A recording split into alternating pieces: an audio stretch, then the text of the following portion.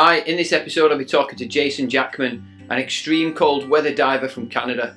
Over a brew, Jassen discusses the variety of freshwater, cold water dive sites he has to access and what configurations he uses to overcome the cold. Do you fancy a brew? Is your microphone turned on? You can hear me? Yeah, got you. There you go. There. Okay, Yeah, hold on. I'm gonna switch over here. Can you hear me at all now? Yeah, got you. Loud and clear. There we go. Hopefully that's a little better audio quality. You know what? You're only the second person that I've had on that's actually had a microphone. So I can't wait to do the edit. It's going to be amazing, this one. I've got a whole mixer board, so hopefully it sounds reasonable. Yeah, fingers crossed. So you're doing your good day? It's very early. Just kind of had a couple hour video conference with some people at work, and sat here essentially watching somebody else talk for 2 hours. It'll be nice to actually speak myself for a change. Right. What brew are you drinking there then? What are you drinking? Just a little espresso with a little vanilla extract to her. So right, I've had this conversation with a few people, and for this reason, I'm going to leave this part of the chat in. I don't like coffee at all. I love the smell of it though. It's fantastic. It's one of my favourite smells. Where am I going wrong? Why don't I like coffee? Is it because I've experienced like the cheap sort of stuff that comes in a jar and you just add water and that's it? Is that where I'm going wrong? I have a big espresso maker, right? So I find a lot of difference in taste between beans and the quality of coffee you get. Yeah. But I always find it's better when somebody else makes it for you. Okay. Right. I'm going to have to start looking into this because so many people that come on, obviously, fancy a brew, you can bring a tea, coffee, beer, whatever you want. I don't care, to be honest, as long as it's something to sort of break the ice with. But so many have coffee and I'm like, tell me about coffee. And I hear so much, but honestly, the smell of it, I love it. I really do. But I just, because I didn't like it as a child, I've kind of not progressed on to trying it so much as an adult. So Jassen Jackman, start again. Hello, no, where am I going? Why am I nervous? So Jassen Jackman, welcome to Fancy a Brew podcast. Thanks for coming on from the other side of the world. I know it's a little bit early for you. Not too early, thank the Lord. Not too early for brew, but thanks for the invite. Well, thanks for reaching out. Obviously, I put a little post on Facebook a couple of weeks ago, and to be honest, I was shocked the amount of feedback I've got. I've booked in like another 12 guests, and I'd much prefer to talk to someone like yourself that's a relatively unknown to me, but we're perhaps on the same playing field, and I can learn a lot from you, and maybe pass back some skill set to you in return, and help you sort of develop where you're going, which we'll touch on in a bit, than have somebody that's been on 1,000 other podcasts and everybody knows that person's story. That becomes a little bit samey and a tad boring for me. So if you want to give us a little bit of an introduction, not too much though, don't give everything away because obviously we'll have nothing to talk about in the end. Just let us know who you are, where you're from, what you do, and we'll take it from there. Sure. So yeah, I can appreciate nobody wants to hear the same story from the same people a dozen times, but I'm Canadian. I live in Western Canada along the Rocky Mountains, the eastern slopes of the Rocky Mountains. So as a Canadian, I guess we'll talk in metric. I'm about 1,000 kilometers from the ocean, or 600 miles if you have American listeners. I started diving about 20 years ago, like many people. Did it because we love the ocean, we love the fish and the wildlife, but it would be very much a holiday destination for me. And that was tough to afford. And life got busy when I was younger with my career and stuff. But I returned to diving a number of years ago. And when I relocated to this area, and we have a large opportunity for diving a variety of different conditions, but they're all freshwater and they're all cold water. And that takes dedication and maybe a little bit of stubbornness. And I've been doing that now for a couple of years here. and working on skill development so that when I can once again travel and COVID restrictions are eased, we'll go do some warm water diving, and it'll be a real enjoyable holiday. Nice. So I'm in my 40s. I work in a sales and marketing job to pay for my diving passion or obsession. But I do a lot of as a Canadian, I do a lot of other things in the outdoors too, from hunting and hiking and cycling, and we're pretty happy to be in the rough country. Although Canada is more and more developed than maybe what people would expect from the stereotype. Yeah. We don't have polar bears roaming everywhere, and there aren't penguins on every street corner. What about Mounties? Do you have Mounties? We do have Mounties, but they only dress up in the red garb and the horseback for ceremony. So right.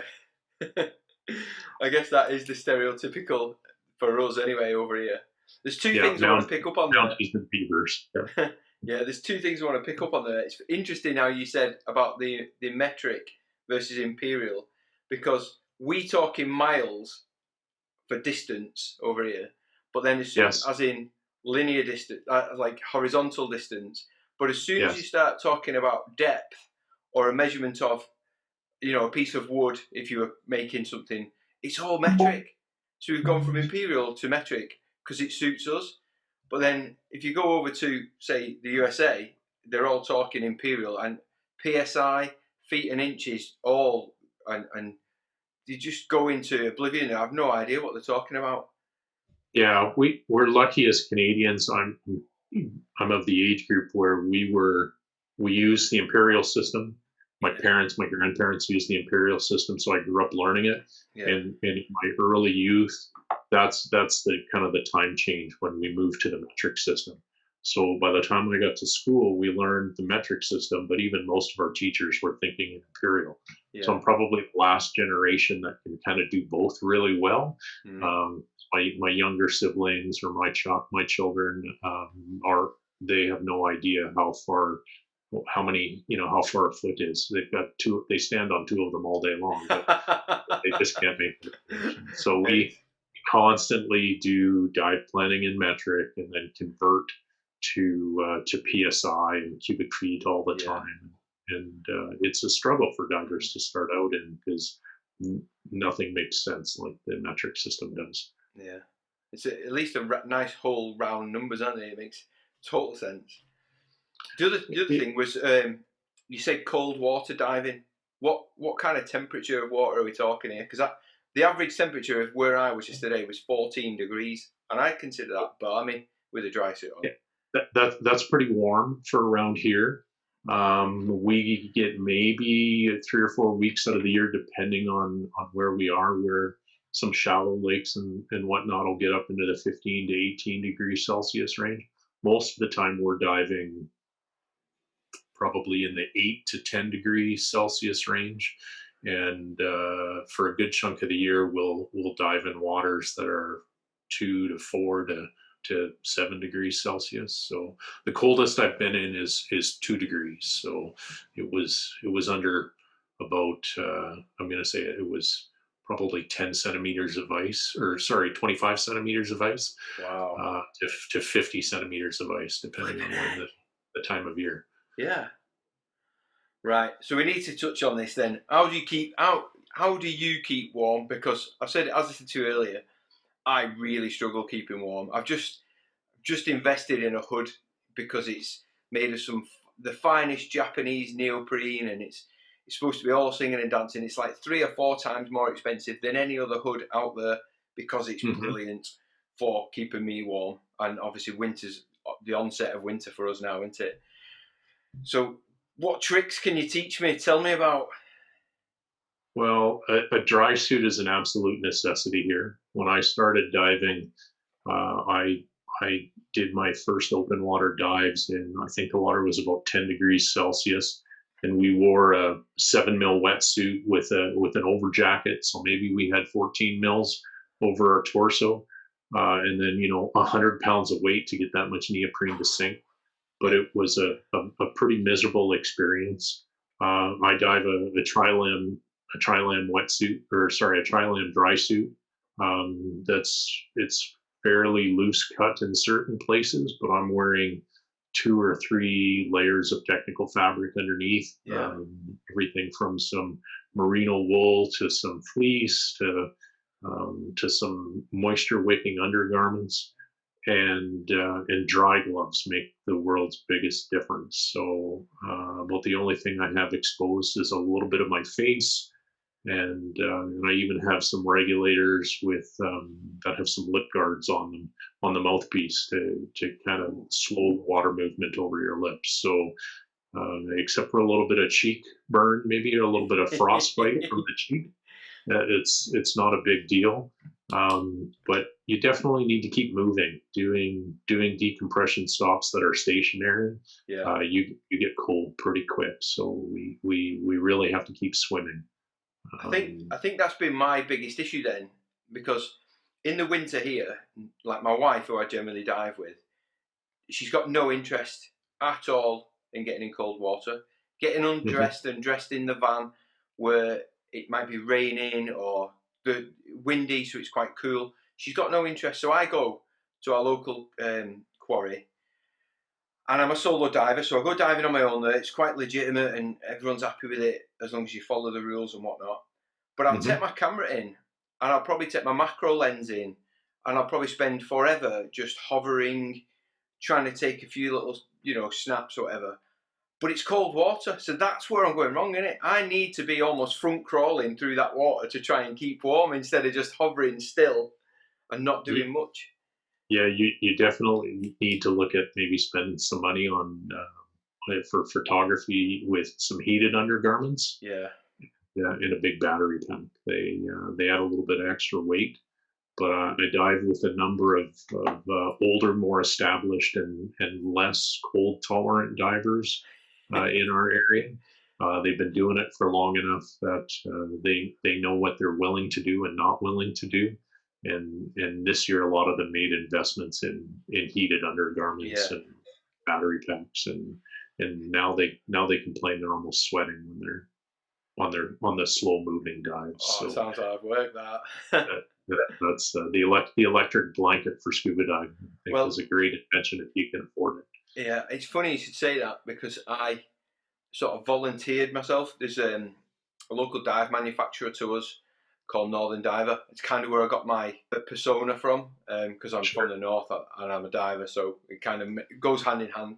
So I volunteered to sort of trial and test out. They brought out this Electrocore vest, and it was great, to be honest. I didn't feel cold in that sort of torso area. It was more so my hands, but I think perhaps the cuffs I had on my dry glove system were very tight. So I think perhaps it was just constricting the blood flow through to my hands a little bit, and obviously with not moving them, that probably didn't help. But I certainly found that wearing that vest has made a massive difference. But my feet and my hands are sort of my bigger issue now that I perhaps need to address. Yeah, my girlfriend dives a neoprene dry suit. Yeah, and she's fairly cold and fairly intolerant to cold. And I talked her into coming diving. We have some spring fed and some glacier fed lakes in this area, and they never get warmer than probably 6 or 7 degrees Celsius. And she was very hesitant and was absolutely surprised by how warm she stays, but we keep her swimming. And but she loves her neoprene. But I wear 2 layers, probably 2 undergarment layers, a dry suit. I have dry gloves with an underlayer glove as well. I wear a lot of merino wool. I find it's soft and comfortable, and a good hood, and silicone. I have silicone neck and wrist seals. Yeah. They do. I do minor. I have a thick neck, so I do find it tends to cut the circulation off my head a little bit. Maybe I just don't feel the cold, but I'm a pretty cold tolerant diver. But that first face plunge into the water, a lot of time, it's 5 minutes before my breathing rate kind of slows back down. I've had some unfortunate mistakes. You know, when your lips go numb and you're doing exercises and drills underwater, you're doing out of air regulator Yeah. exchanges and whatnot, and other people's mouthpieces are too big, and you snort a whole bunch of water. And you know that there's probably nothing more unpleasant and discouraging to a diver than having to blast some 3-degree water out through your nose to clear the big mouthful you accidentally inhaled. So, Yeah. So tell me about where you are in the Rockies then. You said the Eastern Slopes. What so what do you get up I'm to there? I'm just outside of Calgary. Alberta is probably the biggest city close by here, about Yeah. maybe a little over 1 million people, I believe. Wow. So we're diving in Banff, Alberta, which is a fairly popular tourist Yeah. attraction. There's a lot of ski hills. There's a number of mountain lakes there that we're diving. Banff, Kananaskis, the Pincher Creek area, Waterton National Parks, which is a little further south here. It's the border. It's the Canadian side of a large national park system that stretches into the United States with Glacier National Park, which is fairly famous. Yeah. If you're a wildlife enthusiast or photographer, there's lots of video from there. So we're diving lakes that some are fairly shallow. We have some spring lakes that are only 20 feet deep, but the water is crystal clear and would give Silfra a run for its money. Yeah. And then we have some large, very large glacier-fed deep mountain lakes where they're 2 or 3 or 400 feet deep, with nice steep. Some of them have nice steep banks cut to them, so we can get to depth quickly. We do a lot of shore dives. We pack gear in sometimes as much as a couple of kilometers if we have to. But we have a few places where we can pretty much fall off the truck and into the water, Yeah. which is nice when you're doing those deep, heavy equipment technical Yeah. dives. You don't want to be with a lot of having a big peril. swim out, wasting your gas on the surface, do you? Or at like a few meters. No, Get in we and get do have some gentle sloping shorelines as well. there. So we might have to swim for 10 or 15 minutes to reach the 100-foot depth or deeper, which is also nice because on the return trip when you're doing your decompression stops or you're doing your ascent in poor visibility, you can just follow the shoreline up, and nobody has a runaway in. It can be pretty challenging to do an ascent from 150 feet when you can only see 3 feet of visibility and you're in the middle of nothing. Yeah. It's tough to watch your dive computer the whole time and control your ascent rate. It's nice to kind of swim around some boulders and some rocks and know the shore bottom is always right there. So. Do you have much marine life in there? Because certainly, what's local to us is an area called the Lake District. There seems to be very little marine life below sort of 10 or 15 meters. It becomes almost jet black. So it's like diving at night, like the tannin that comes off the peaty soil that gets washed in. It's not so much an algae bloom that just blacks it out, but at depth, it's absolutely black. Any way you look around, it is dark. But there's very little marine life, or certainly any shipwrecks or anything worth looking at. So what do you find in yours? So we're a lot of rocky, mountainous type bottoms. We do have some silty bottoms, the deposits that are either left behind from glacier regression or stuff that's washed into the lake. We don't have a lot of plant life in a lot of the lake I'm diving in, but we do have some decent freshwater fish stocks, trout and some sucker fish and whitefish. But they tend to congregate only in areas where there's structure to support them. So unless we find an area where there's maybe a lot of old tree fall that's in the area, we do have some freshwater shipwrecks that are still in this area, though not a lot of them. And then we have a lot of rocky deposits. So it's not visually stunning. If we do go to the coast and we get to Vancouver Island area, the marine life there blows everything in the world away. So it's cold water with a lot of nutrients and supports a Yeah, lot of fish and a lot of reef, but we don't see that in mountain lakes much. We're diving here for practice for going yeah. somewhere else. Because it's so cold and fresh water, do those wrecks that you talked about just then, do they seem to say not fall to bits as quickly? Did they say more intact? They're very well preserved. Some of them are very old. One of the lakes that I dive here nearby was it's a kind of a reservoir between some mountains, and Yeah. it's been dammed a number of times over the last 100 years. So we have even a lot of old dam structure, bridge piling, and old house structures that when they built a new dam and increased the floodwater height of the reservoir, Yeah. there's still some things down there that are 100 years old. Even a lot of the wood structure is still in Really? really good condition, and anything that was metal or steel is still holding up pretty well. So Nice. So, what sort yeah, of level of technical dives are you doing? right now I'm doing I was TDI SDI certified for most of my technical diving. I don't know if that's popular in your part of the world, but Yeah, yeah, I'm TDI. um, okay.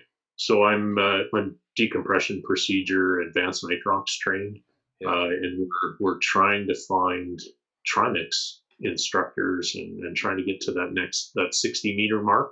yeah, So we're playing around in between certification levels here with kind of in the extended range, heliox. What would that be, like 45 to 50-meter mm, sort of deep dives, um, twin set diving, multiple stages. I think the most I've carried is 3 stage bottles in a twin set of wow.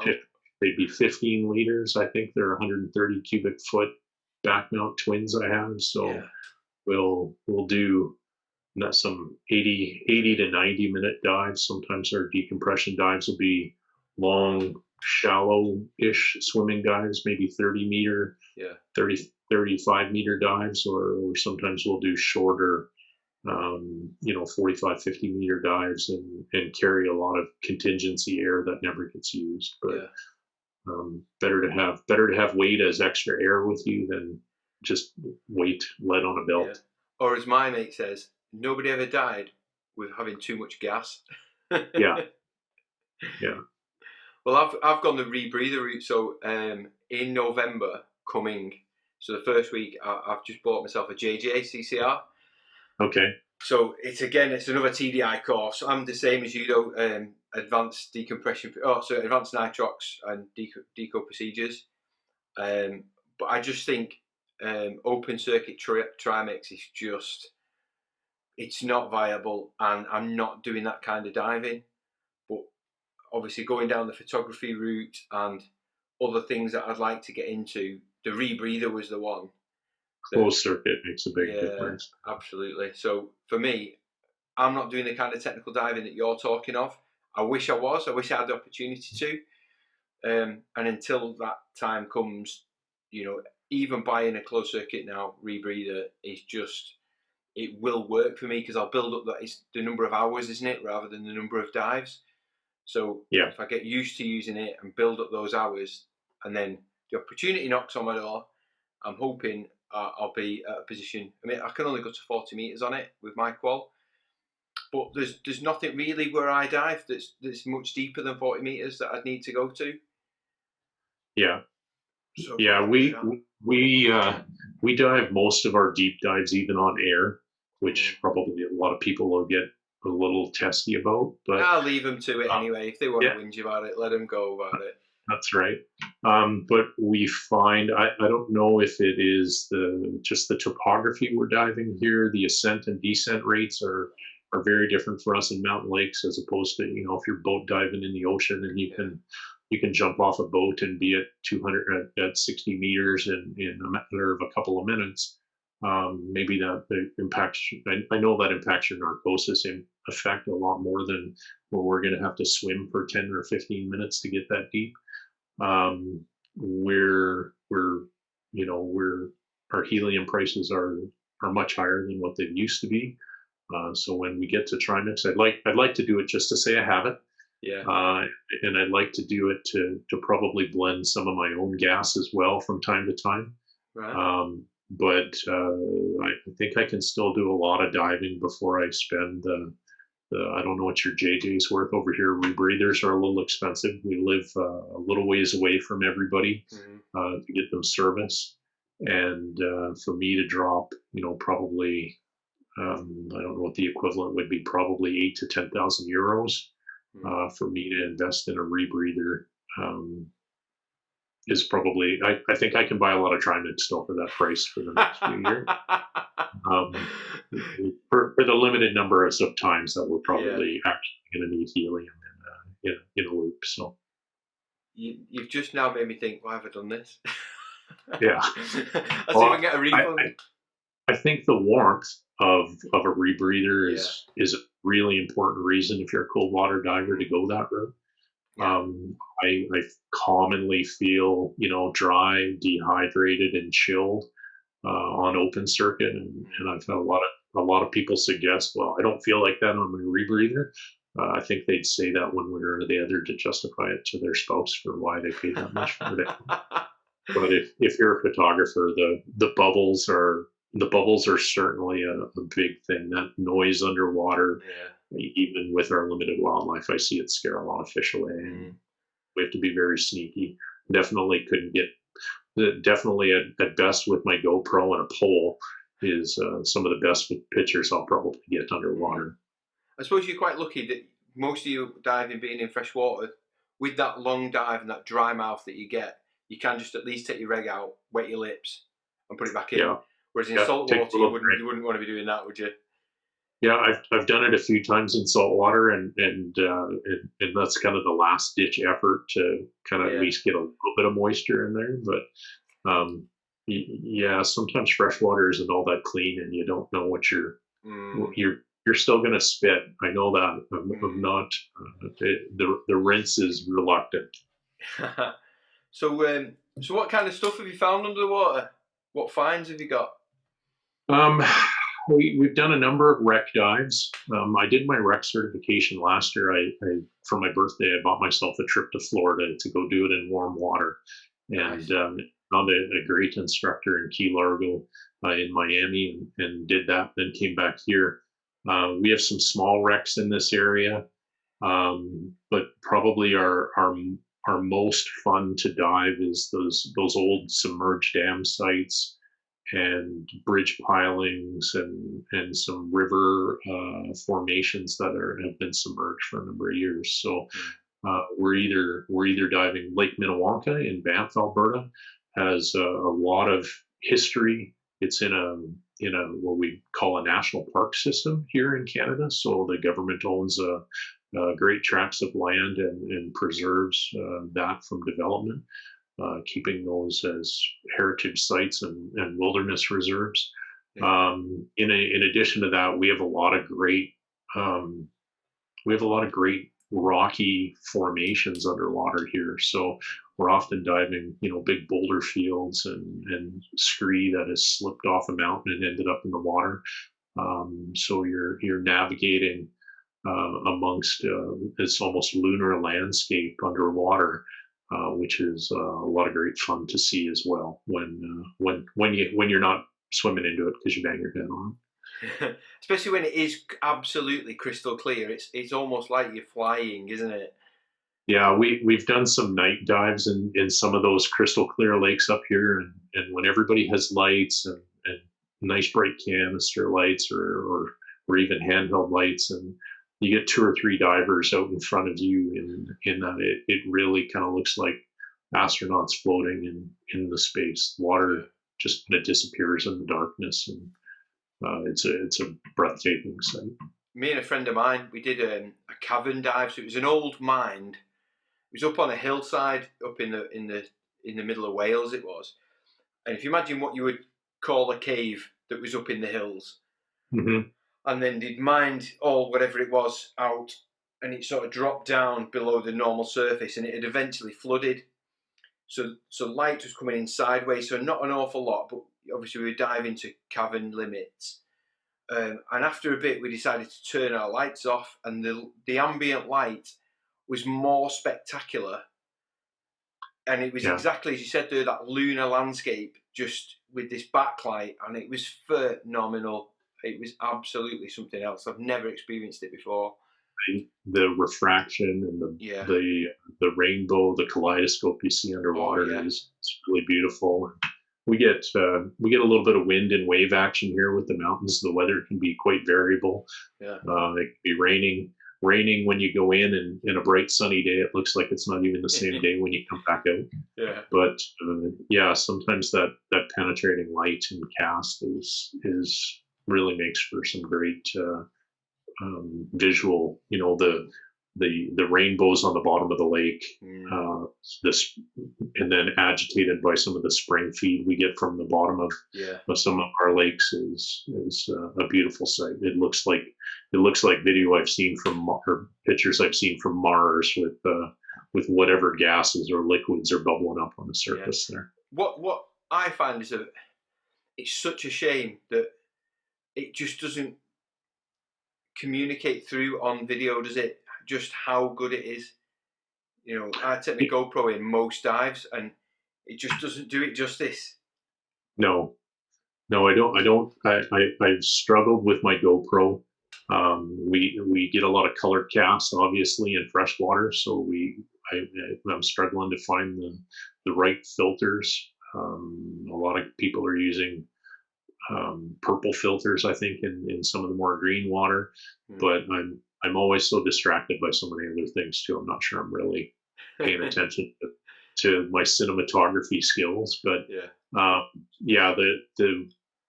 there isn't a lens wide enough with enough depth of field to really take it all in. No. And we usually use our cinematography just to remember where we went or what we saw, but it's much better to take someone along on those dives than it is to try to convince them with a video camera. Well, the last sort of bigger lake that we dived, I was talking about to you earlier, you know, where it gets very black very quick, and it's almost like a night dive, and then you come back up to the shallows, and I'd forgotten to press record, so it was on, so I could see through the viewfinder at the back, and I've got a little frame, you know, so it's got two handles on, so it's really sturdy and it's great. So I've got my video lights on, and I saw some quite big fish. I thought, happy days, I videoed these, came back up and realised I'd missed all that. But which wasn't a problem because I wasn't going to back down and do it. But when I got back up to the shallows, so we're talking maybe only 3 or 4 meters of water, it was beautiful, and I'd missed all this plant life because I was really trying to get down quick to see what was at depth.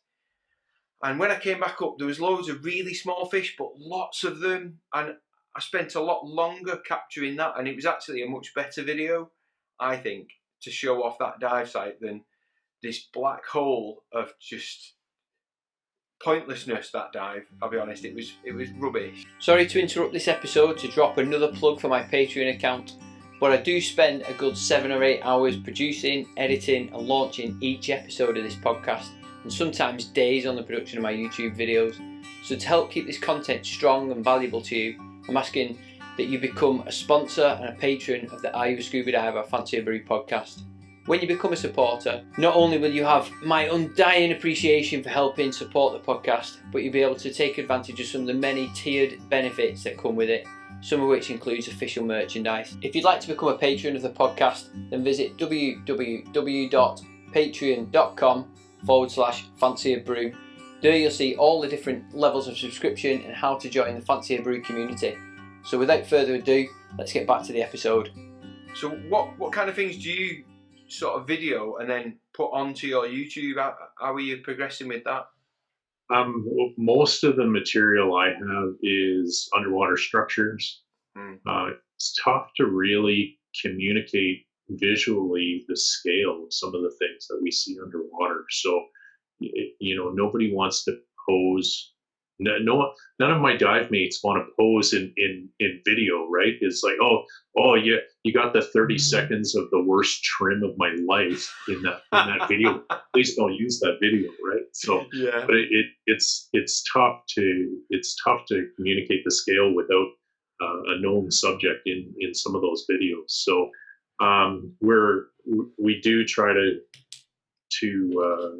capture underwater structures. We have a lot of Canada's known for its forests and its wilderness.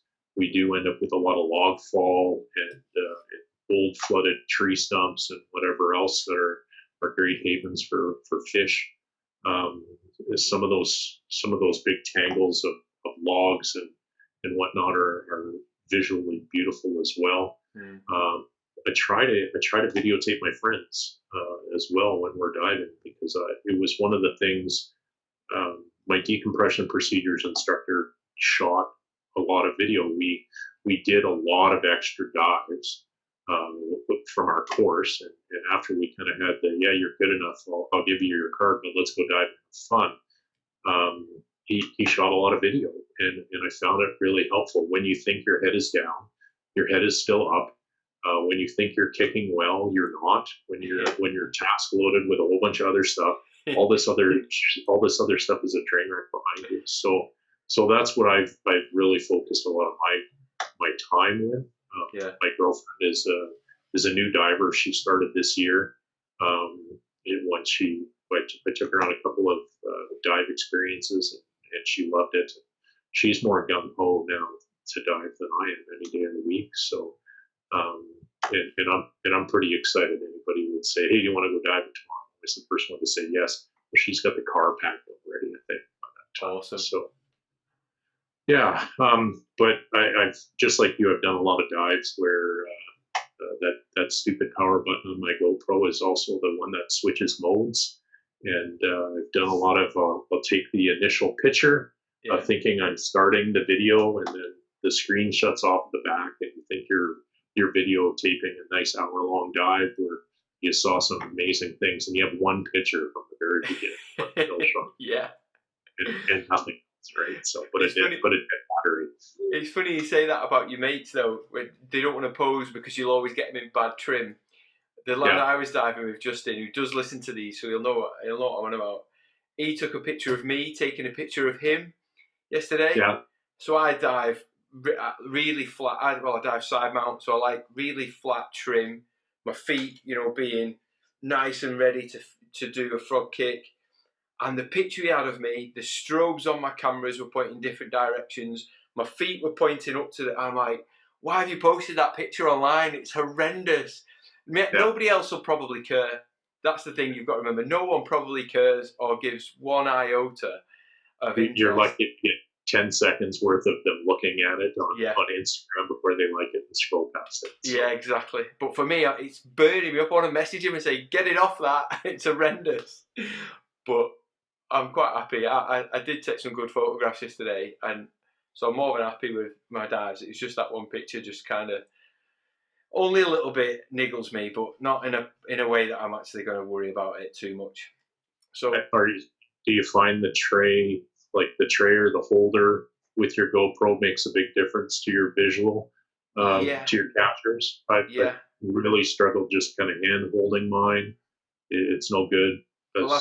I've done works better. But I've got kind of sort of three options that I flick between. So if as an instructor I was taking a student in, I would take off. So I'd have it in its normal housing where it's got two prongs sticking down, and then you put the 3-prong thing in, to mount it and whatever. And in there I'll put a little bolt snap and just your normal fixing through it. So I'll clip that up onto a D-ring gear and just pull that out as and when. So that's if I had a student. If I was just doing video, I've got a Goodman handle, that you'd normally have your canister light on, but it's specific for a GoPro. So it's got the GoPro mount on it, and then it's got two, like the 1-inch balls on the end. So I've got two video lights that sit there. So I can hold it either one-handed and carry on a task like you would with your canister torch, or you can hold both of the video lights and have even more stability. I find that better with the two handle holds. But then for my stills camera, where the shoe mount would be on the top, where your flash would normally go, but I've got a mount for the GoPro to sit on there. So again, I'm holding the camera with two hands on a proper tray with, the float arms and the strobes and whatnot coming off that. and that's even better. But so with certainly that method, as soon as I get in the water, just press record and let it go. And if there's any good footage throughout the dive, I've probably caught it because my camera's already pointing at it. Whereas the other ones are more point and shoot when I think that it's relevant. So I tried the bolt snap hanging from my D-ring, and I get a lot of pictures of my inflator valve or my hoses or whatnot. So it's and I've learned how important it is to tie a good knot, because I lost my first GoPro, but thankfully that was recovered. Yeah. I did find the pole worked great for stable images, just to get it away from your body and a lot less hand movement. But lately, I have a big canister light I dive with a lot of times now, and I actually just mounted my GoPro to the canister light to the side of the Goodman handle. So if I hold my lamp, my torch wrong, and my camera is actually on top of it instead of on the side. That's a good idea. Then I kind of get the general observation of the dive. I'm not waving my light all around all over the time, so my things tend to be a little steadier, and I won't unclip it from anything and drop it somewhere. But I haven't. I do have a tray, but there's only so much gear I want to take with me at a time too. So unless I was doing a dedicated, really focused video, I'm not sure I'd be bothered to carry that much more extra equipment with me, carrying stage bottles and a twin set. I think there's two very good points that you brought out there. For me, if I was going on a wreck dive that I wanted to go and do some real penetration and exploration of that wreck, the time and place for having a big camera setup is not that.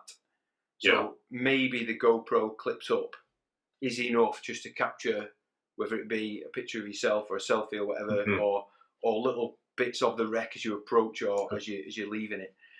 But then why I got into underwater photography and developed, this proper decent setup that I've got, is that a lot of dives that we were doing that my wife wanted to do were not shipwrecks. They were more reefs. She's quite happy just playing around looking at little pretty pink fish. And it wasn't as interesting to me. So having a camera, I've now found an interest. So we can dive together quite happily, 50-50. She gets what she wants and I get something from that, and vice versa. So it's certainly increased my diving ability. I've certainly become more stable, and my awareness of where my buddies are in the water has got better because I kind of need to. But that's why I went on and did the solo diver course with SDI last year, which I thought, not that I want to dive on my own an awful lot, but my abilities have stepped up a level that I never thought I'd get to, which would be quite interesting. I've done some solo dives with a lot of redundancy. I don't know if did you find the course worthwhile to? Absolutely, It added a lot of skills or a lot of awareness that. It was more the awareness. Skill set I think was already there. It was just the awareness of, obviously, diving side mount, so they were completely independent. Before that was on twin set. So although there is some independence, it's not 100% at the point of failure, is it? You have to shut the manifold down. Something simple as if, like, carrying a spare mask. I wasn't doing that. Having a pre-dive checklist that you actually check. Computer, and they teach you to sort of point at it and go, yes, I've got that computer, rather than sitting over the checklist going, yep.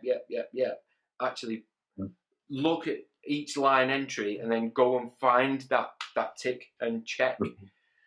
So certainly it was more so the awareness aspect of it rather than anything else. Just having a backup and redundancy of almost everything that you could possibly need to get you out that water. But I think the guy the quality of your instructor makes a big difference. Well, he was my influence in diving. So he was a technical wreck diver, then he went cave diver, then he went rebreather. So all the mistakes I should have made as a new diver in buying perhaps the wrong kit, he influenced me straight away. So I got on a backplate and wing setup straight away. Then I went on twin set quite quickly, so I just had longer, or I certainly had more gas. I bought the right fins, I bought the right dry suit, and so on. So even having sort of 3 cutting tools from day one, and not looking like this Christmas tree getting in the water, he'd already influenced that in me. So there wasn't too much to learn on that. And not too much to rebuy. And you know, that was a big part of my success. I think when I started out was I bought good quality gear. I really thought about what I needed, and I had this vision long term of what I wanted to do. I knew I wanted to dive deep. I knew I wanted to do wreck diving. I knew I wanted to do technical diving. So buying the right equipment to begin with, rather than cheap stuff, have to replace it later with better stuff. Yeah, it hurt the pocketbook that first year or so. Yeah, I know you're paying. But there's not a single piece I have now that wasn't good enough to at least become a redundant piece of gear, or that I should probably, I can live with for 5 more years before I donate it to a new diver and go buy my 3rd Shearwater or something like that, right? That's kind of where the avenue that I try to take my YouTube work down is the sort of preparation for the future. So future proofing of your kit. Buy what you need tomorrow, not what you can afford perhaps today. So if you can't afford that Shearwater today, wait till tomorrow and get it.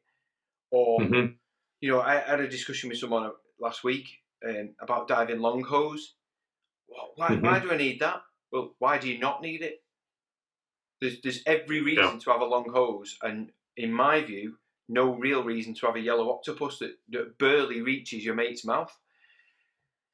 Yeah, I dive long hose with a necklace, and it takes with all of the gear and the insulation and the thermal protection and the extra stuff I have, you do have to be careful how you route things. It's easy to get everything all tangled up, but I've been much happier to dive that and the drills and the time where I've had to donate that extra meter or 3/4 of a meter of hose was nice to have, and the times where I've turtled on my back with a big heavy set of twins and ripped my own regulator out of my mouth, I was really happy to have a necklace and not have to go search for an octopus. So the dumb mistakes, it's great, and I get the same blowback from my friends. I'm diving these big heavy, they're probably 50 kilos, maybe 60 kilos, this big heavy twins that I dive.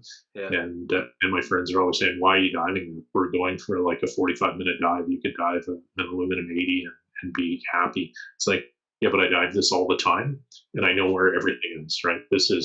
To you, this is a fun dive. To me, this is still another dive to practice, to drill, to develop muscle memory, to know where things are. And again, I'd rather not wear 15 kilos of lead on my belt. I'd rather just take the extra hour worth of air with me. It'll be okay. Yeah, absolutely.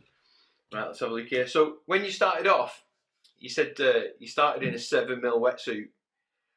In 4 degrees of water, that sounds pretty horrendous, I'm not going to lie. Fortunately, the agency that I learned with, this is not an agency bashing point, I'll just point that out. We only learned in dry suits, and luckily the club I dived with had rental or spur dry suits. We were in a position we could afford one straight away, so we were lucky. We got a neoprene to start with, which was the warmest one I've ever had. I'll note. But I've never had to dive in a wetsuit in cold water. I'll never do it again. You'll never do it again. I think it was maybe 6-degree water, but we did. I think they'd call it like a Farmer John, kind of the sleeveless overall style 7mm wetsuit, and then a jacket that went over top of that. That was another 7mm. So you're pretty thick on your torso. Still wearing like 30 or 35 pounds worth of 15, 20 kilos worth of lead on my weight, on my weight belt. And we did a kind of a 12 or 15 meter dive in what was a glacier fed lake. And um, it was my open water certification. I was there with my fiance at the time, to because we wanted to go away on a warm water destination wedding. So we thought this will be kind of our gift to ourselves for our wedding gift. We would learn to scuba dive, and then we would go scuba diving somewhere warm. And I'm pretty sure that may have contributed to my divorce, because I don't think she ever dove again after we did our dive. So, Oh, brilliant. She struggled with a lot of things. She did not enjoy the cold. This was in 2002, I think, was when we got certified, and there were no dive computers were not popular at that time. The majority of the course was table math, doing dive tables and doing math and doing all your dive plans. And it was not. There was nothing about that was fun. And when I went back years later after I was divorced, and said, "Hey, I'd like to polish up my skills and go diving. I understand there's a great local dive community here." That was the first question they asked was, "Are you dry suit certified? Do you want to be?" It's like, yeah, can I do that? Because it was almost discouraged when I first started diving. Really? to be, that's something that's so dangerous. It's something that requires so much extra training.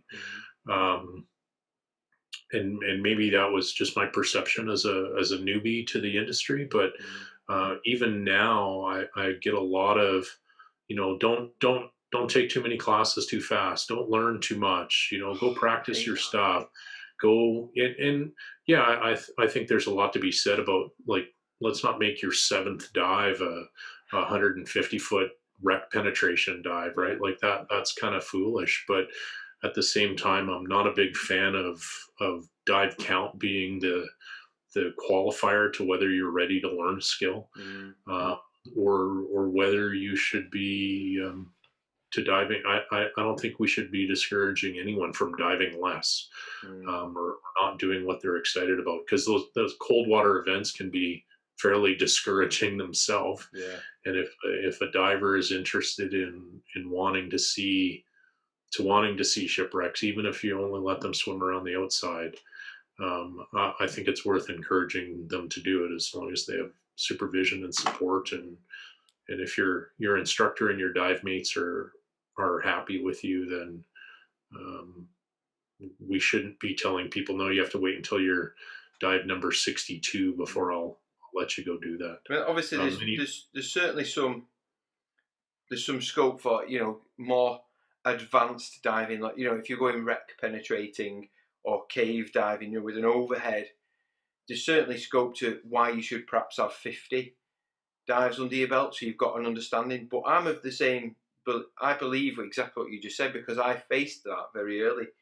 My friends that I dived with regularly were all on twin sets, we're all on backplate harness and wings, and they were all diving in this really flat trim, and they'd all gone through the military to learn their diving. My local dive club were all on a BCD, either diving very vertical or more like a seahorse sort of diagonal sort of trim, and they didn't have the buoyancy and trim very good.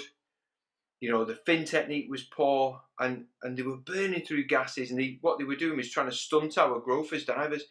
I am the most excited, much like you said, your missus now, she wants that car packed before somebody's even asked her. I'm that person. I'm exactly like that. So for my dive club to say, yeah, I think you need to hold your horses, I'm like, no, I can progress at the pace that I can learn and implement those skills, whereas the next person might not be able to. So I could understand, we've all got our speeds of progression, but it shouldn't be time barred. I think it should be skill. Definitely. I wouldn't encourage anybody to go do penetration training or penetration diving without training. But, if you have your buoyancy nailed and your trim nailed at an early stage, that I think those essential skills are what's needed, not trying to water, because I've seen a lot of. I'm sure you can go on the internet any day and search for scuba diving video, and you can see somebody who has 700 dives, but looks like they're paddling, they're riding a bicycle while they're trying to. How do people do that? How do you move forward vertically with your legs moving like you're on a bike? That's weird, isn't it? Yeah. You're not going for a scuba dive. You're going for a scuba walk, and it's a shame that nobody has grabbed them and said, "You're swimming." Right. Yeah. This is it does take some time to figure out that orientation and the feel. I found most of my course training and materials I found pretty easy. The book work, the math. I'm a big math nerd, right? So I could do gas planning in my head while everybody else needs a calculator, and I know what my sac rate is before we're even back out of the water. But not everybody can do that. That doesn't make me better than anybody else. It's just a skill that I'm comfortable with. But you can't teach experience from a book. You do need time in the water. But 100 bad dives is not. It's not teaching you anything, right? No. It's just reinforcing bad skills. Yeah. And if you have an instructor or mentor. We don't have a lot of dive clubs here. I know that's a different thing that you guys experience, but we're pretty much, the dive shop is driving to sell you a certification, right? You get your 4 dives, you get your 2 dives, whatever. Hey, congratulations, you're now a night diver or an altitude diver. I don't think I'm any smarter than I was on Friday than I am now on Monday after any course, but we very much have to go and find our own motivation and own mentorship in the community here to become better divers. And opinions, everybody has one. Doesn't mean they're all right. It can be a real struggle for a new diver to figure out what's meaningful and what isn't, rather than the dive shop that wants to sell you another piece of gear or sell you another course. I mean, they have their own biased perspective, but there are good ones and bad ones everywhere. I found myself taking a back seat from that opinion now. I used to be, I thought I was probably quite elitist at the time. I thought I was good because I had this nice horizontal trim, or what I thought was horizontal. And I'd look at other people, because that's what my friends would be saying. Oh, look at state of them. They look horrendous, or they're kicking up all the visibility or whatever.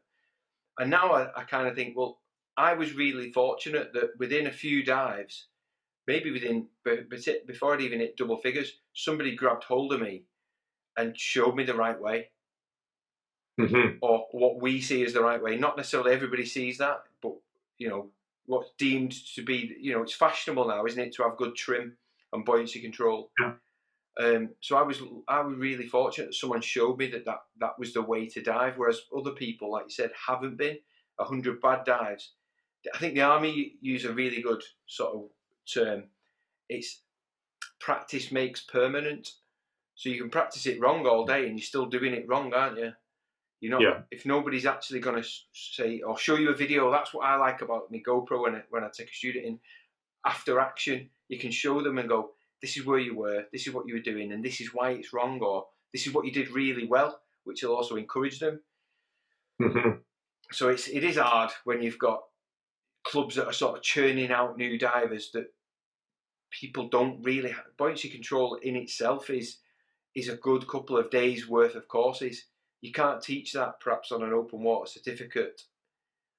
Not at the same time, no. And I think probably for me, even my first 60 dives were kind of a train wreck, right? Like I did well. I think I did better than the internet trash maybe that you see, but I still struggled with a lot of things. It's tough to dive a BCD and a dry suit and those things. Your reaction time is often slow, and often our instructors wanted us to dive. We don't want to take you too deep. That's dangerous. Well, it's a hell of a lot harder to nail your buoyancy in 12 meters than it is in 30 meters.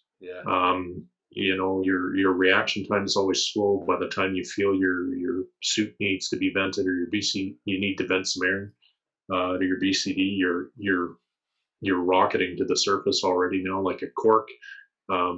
We had some mean instructors that would, always kind of push you out of trim a little bit just to Yeah. see if they could get some air in your feet, just to teach you what it feels like Yeah. when you're when your feet up in the water and your boots are full of air. You can't kick your way out of that. So we had a lot of fun at the same time, Mm. but it took a long time to find my happy place, where I was comfortable, where I didn't have to think about it, where and I'm still diving big twin sets. It's hard to be perfectly horizontal in the water and have it perched to your back. I know Yeah. when we kind of we make fun of the side mount divers here. I have a few friends that dive side mount, and they're we kit up and we put our twins on and then we run to the water, and we'll complain about how much our back hurts tomorrow or our knees hurt tomorrow doing it. But we're in the water and we're ready to go, and they're struggling with bolt snaps and bungees and everything Yeah. else.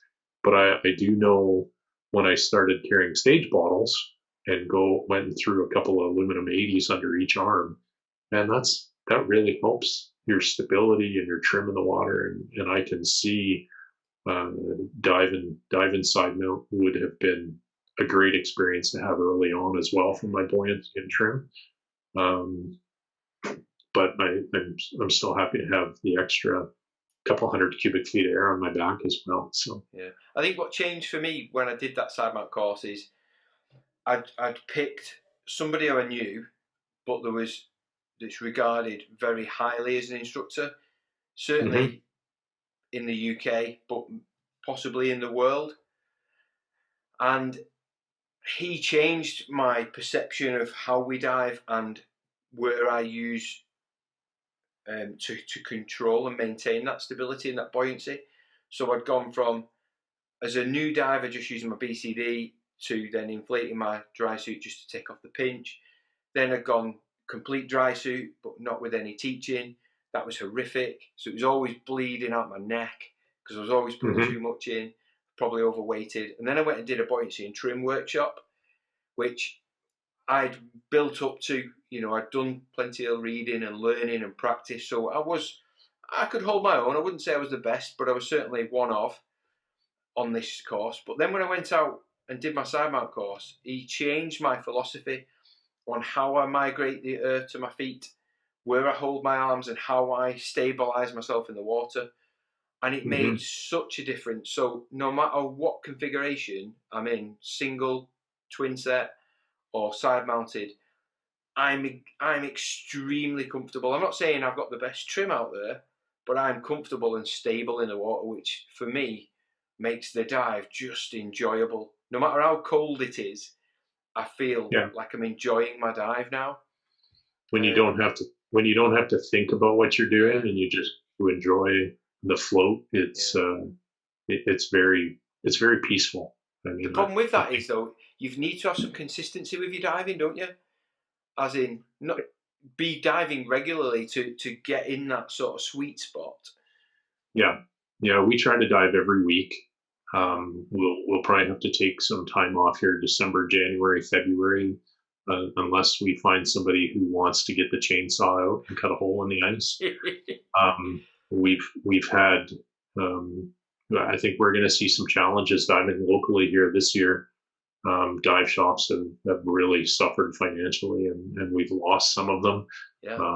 And whether those members are still diving in the community on their own or not, um, that'll be hard. And I'm sure come April or May, unless we go travel to practice, I'm sure it'll be like learning all over again when we've had to take 3 or 4 months off and dive in and get back in the water. But hopefully it'll come back quick. So what'll be your biggest struggle? Will it just be getting a fill? So uh, the ice diving isn't done by everyone around here. So getting the infrastructure, we're kind of spoiled. We have guys that'll with big long bar chainsaws that'll Yeah. cut holes in the ice and they'll run numerous ice diving certification courses over the year. So Yeah.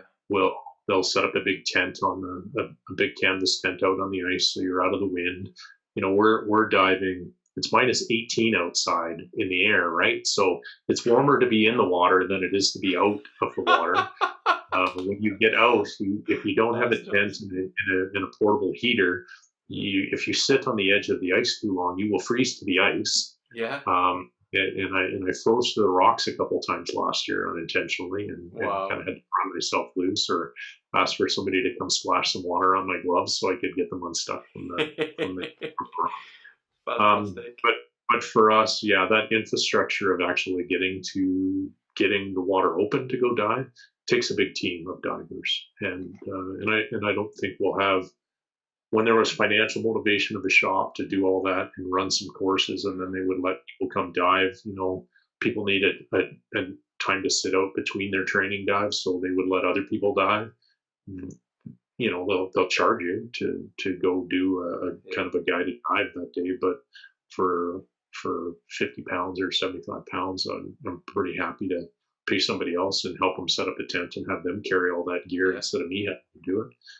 I don't think we'll see that this year, and that's a shame. So we'll have to, hopefully by January we can take a holiday and go to the coast and go see some ocean water and keep practicing our skills there. So hopefully my job will pay for me to go visit customers and do some of those things and drag some of my dive gear along at the same time. Yeah, so, that'd be ace, wouldn't it? You can't beat someone else paying for your diving. Well, even if I have to pay for my diving, if they pay for my travel and accommodations, I'm pretty lucky. So. Yeah, happy days. So quickly then, just wrapping up, talk to me about your YouTube. What you're doing? Where's it going? So I have a YouTube and an Instagram account called Divers North. We're proud to be northern here in Canada as well. Yes. I think the biggest challenge I had when I started diving in cold water was a lot of the material, the training material, the instruction is all. You'd think it was obviously the training agencies are catering to the biggest population of divers, which are warm water divers, and I found a lot of the course material was abbreviated, was pretty simple. It's much harder to dive with all this thermal protection and dry. Let's undo 14 bolt snaps when you're wearing dry gloves and you really feel like you're wearing mittens everywhere you go. There's a lot of great YouTube stuff out there. There's a lot of other great channels out there but they're really catering to warm water divers. Mm-hmm. So I wanted to build something that would encourage and motivate people and demonstrate to them that you can have a good time diving in cold water. Some of the cold water sites in the world have great marine life, but doing that first bad experience in cold water really discourages a lot of people from doing it. So I wanted to I'm not an instructor, in no means am I trying to teach somebody how to dive. But if I get a chance to engage somebody in dialogue to say, how do you do this? Like, I could talk diving all day long. How do you do this? How do you make it easier? What works for you? I'm super excited to do that. So we live in a beautiful place. I love to. There's probably more pictures of elk and mountain lakes and mountains in my YouTube and my Instagram stories than there are anything else. Yeah. But eventually we'll show more underwater stuff. Once my girlfriend gets stable enough to hold a camera and task hold, maybe I'll actually get to be in pictures. Right now, all the pictures are either of my feet or my butt in my twin set diving. But I really just want to have fun with it. This isn't something we're going to make money on or get rich on or looking for sponsorship or anything. I just want to show people a good time. And much like you made the comment earlier, it's more for me and almost a bit of a diary or a journal of my process, the places I've been, the things I've done. And if other people get pleasure out of that or want to ask questions about it, I'm super excited to share that. It's my opinion and it's my perspective and it's wrong, but it's my wrong. So I'm okay with that. I had, I forget who it was, I interviewed the other day, and he said, yeah, it's my opinion, but I reserve the right to change my opinion. Yeah, fair enough. Some days I'm a bad diver, some days I'm a good diver. Yeah. What I found is every time I did something perfect, there was never a witness, and every time I screwed something up, there was always lots of witnesses. So yeah. I'm better than I'm better than you think, and not as good as I want to be. That's probably the sweet spot that I'm sitting in most. And nobody's perfect, and everything. When people always ask, how do you feel this way or that way, or how do you feel about side mount or twins or tech diving or recreational diving, is, well, it all depends. And there's lots of good and lots of bad, and not everything works everywhere. But no, as long as you find what works for you and you're happy doing it and you're safe doing it, all power to you, mate. I mean, I definitely agree there that certainly side mount, I've been diving it a couple of years now, and it's always my choice. I would go to that, but probably because back mount seems so natural and side mount seems so difficult in comparison. So that there is that bit of faffing around at the water's edge or on the boat, whereas everyone else just slings it on the back and jumps in. But for me, it's worth it because I'm building up a skill set nice and slow that will become absolutely perfect one day in my mind. Yeah. And you're flexible and you can adapt, right? You side mount gives you that advantage. Now, try to go down a narrow hallway in a shipwreck with side mount, maybe not the place to do it, but I'm not going to try to squeeze through any tight caves with my great big back mount twins either, right? So what works for you is what you're comfortable with, and if you're diving more, then if it's encouraging you to dive more, that's a good thing in my book. Yeah. So it'll be put to one side though from November onwards, because I've got my Rebreather coming on, so I'm going to spend hopefully the next 12 months at least just doing dives that are compatible with that, in order to build that familiarity up in the same way. But what I've learned is that certainly during the ascent, that's when you become a brand new diver all over again. All that buoyancy management and closed circuit, all of those good habits you learn, side mount, back mount, however, none of them matter anymore. Good luck to them. Welcome back to day one. I'll just make sure nobody's got a video to show anyone. Yeah. Or equally, I might try and see if I can get some videos to put together to show what it's like to go onto CCR, because I think I've only found this out in these last few weeks how hard the transition is going to be. Yeah, I wouldn't have minded knowing this like a year ago. It probably would have put me in a different mindset. Now I'm a little bit worried. You'll always learn that the best advice I ever got was you'll always learn to swim around an obstacle instead of over an obstacle when you're on CCR. And you can always brag on the boat how little you spent on helium. And after that, it's all up to you. It's all your problem. So, well, on that though, thanks for coming on. I appreciate your time, mate. I have thoroughly enjoyed listening to you tell me about how I'm going to try and stay warmer now, and it just needs to be go back to square one and keep moving. You'll have to come visit your sister. Yeah. And if you do, I got plenty of spare gear. We'll take you diving. Gleaming. I will, if she's still there next year. It is my plan, because your landscape out there just looks phenomenal, and so if it's anything to go by what you said on the actual west coast, the marine life out there, it's something it's postcard here all the time. Yeah. And if you come this way, make sure you give me a shout. And mega mate, I will do. We'll find some good coffee for you, or some good tea for you, and maybe some beer or some Canadian whiskey. Oh mate, that'd be ace. Right, so take it easy. I hope you have a better December and January than you're predicting, so you can get in the water. But if not, have a good time doing whatever you're doing, mate. Take it easy, and I'll no doubt speak to you soon.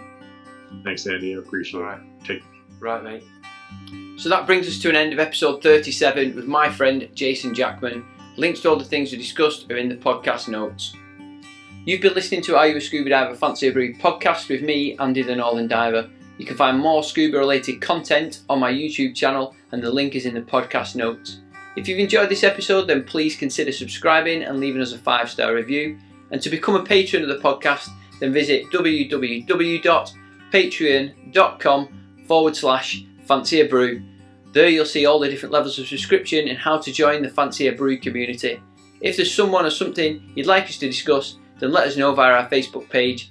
Thanks for listening, see you on the next one.